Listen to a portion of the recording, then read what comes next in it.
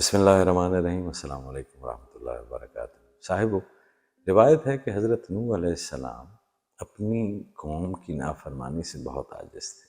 انہوں نے اللہ تعالیٰ سے دعا کی کہ یا الہی اس نافرمان قوم پر اپنا عذاب نازل فرما۔ اللہ تعالیٰ نے آپ کی یہ دعا قبول کی اور ارشاد فرمایا کہ میں بہت جلد زمین پر ایک زبردست عذاب نازل کرنے والا ہوں، تو اپنے اہل و عیال کے لیے ایک کشتی بنا لے۔ حضرت نوح علیہ السلام نے اللہ تعالیٰ کے حکم کے مطابق ایک کشتی تیار کر لی۔ مقررہ وقت پر جب طوفانی سیلاب آیا تو حضرت نوح نے اپنے نافرمان بیٹے کو بھی کشتی میں بیٹھنے کو کہا، یا بیٹا اگر تو اپنی سلامتی چاہتا ہے تو ہمارے ساتھ کشتی میں آ جاؤ، ورنہ پانی میں ڈوب جاؤ گے۔ کنعان جو کہ حضرت نوح علیہ السلام کا بیٹا تھا، تیراکی میں ماہر تھا اور وہ اپنی اس خوبی پر بہت مغرور تھا۔ اس نے بڑی بدتمیزی سے اپنے والد محترم کو جواب دیا، اے نوح، تو ہمارا دشمن ہے، ہمیں تمہاری اس کشتی کی ضرورت نہیں۔ میں فن تیراکی میں ماہر ہوں، میری شمع اندھیرے میں روشنی کرنے کے لیے میرے پاس موجود ہے، پھر میں کیوں تیری شمع کی پرواہ کروں؟ حضرت نوح نے کہا، بیٹا کلمہ بد اپنی زبان سے مت نکال، یہ طوفان ہی نہیں عذاب الہی ہے، بہت بڑی مصیبت ہے، تیری تیراکی دھری کی دھری رہ جائے گی، تم اتنا نہیں تیر پاؤ گے، آخر کہاں تک تیرو گے؟ ہاتھ پاؤں کام کرنا چھوڑ دیں گے، یہ عذاب الہی ساری شمع بجھا دے گا اور صرف حق کی شمع جلتی رہے گی۔ بیٹا میری بات مان لو اور کشتی میں آ جاؤ۔ کنعان نے ہنس کر کہا کہ اے نوح تو میری فکر نہ کر، میں سب سے اونچے پہاڑ پر چڑھ جاؤں گا اور پہاڑی کی چوٹی تک پانی کبھی نہیں پہنچ سکتا۔ بیٹے کی یہ بات سن کر حضرت نوح چیخ اٹھے، اے بے خبر ایسا مت کرنا، اس طوفان میں اونچے سے اونچا پہاڑ بھی مٹی کے ذرے کی طرح حقیر ہے، اور اللہ اپنے دوستوں کے علاوہ کسی کو بھی اس عظیم عذاب سے نہ بچائے گا۔ میری بات مانو، ضد اور غرور چھوڑو اور اس کشتی میں آ کر بیٹھ جاؤ، سلامت رہو گے۔ کنعان نے جواب دیا، اے نوح میں نے پہلے کبھی تیری نصیحت مانی تھی جو اب مانوں گا؟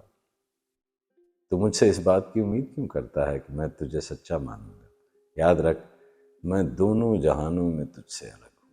غرض کہ حضرت نوح نے ہر طرح سے صاحب اپنے بیٹے کو عذاب الہی سے ڈرانے اور سمجھانے کی کوشش کی، مگر ناکام رہے۔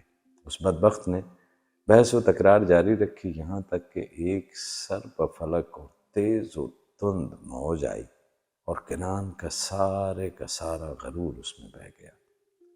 بیٹے کی عبرت خیز منظر اور اس کا انجام دیکھ کر آپ کی آنکھوں میں آنسو آ گئے اور فرمایا کہ اے رحیم و کریم اور تمام جہانوں کے مالک، تو نے مجھ سے وعدہ کیا تھا کہ میرے اہل بیت اس طوفان سے محفوظ رہیں گے، پھر یہ کیا ہوا؟ میرا بیٹا ہی۔ اللہ تعالیٰ نے جواب دیا، اے نوح جسے ہم نے غرق کیا وہ ہرگز بھی تیرے اہل بیت میں سے نہ تھا۔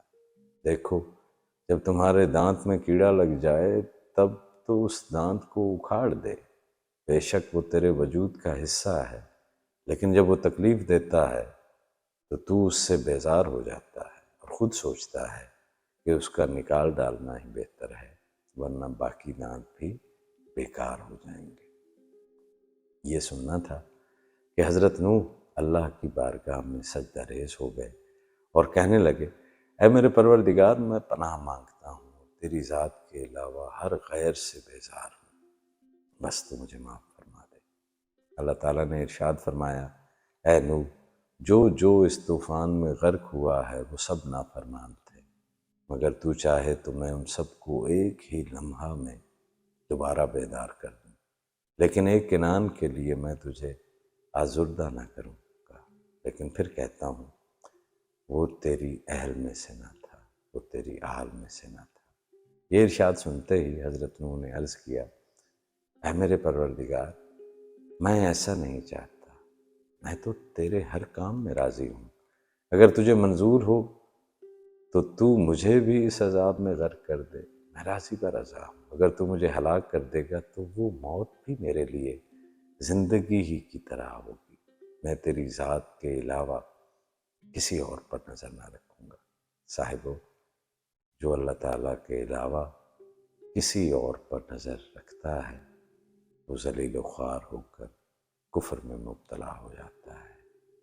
ہماری تمام نظریں، ہماری تمام حاجتیں، ہماری تمام امیدیں، ہماری تمام آسیں اس ایک واحد لا شریک خالق و مالک کے ساتھ ہیں۔ اللہ کریم ہمیشہ ہمارے ہر حال میں ہماری مدد فرمائے، آپ کو خیر ملے اور خیر بانٹنے کی توفیق۔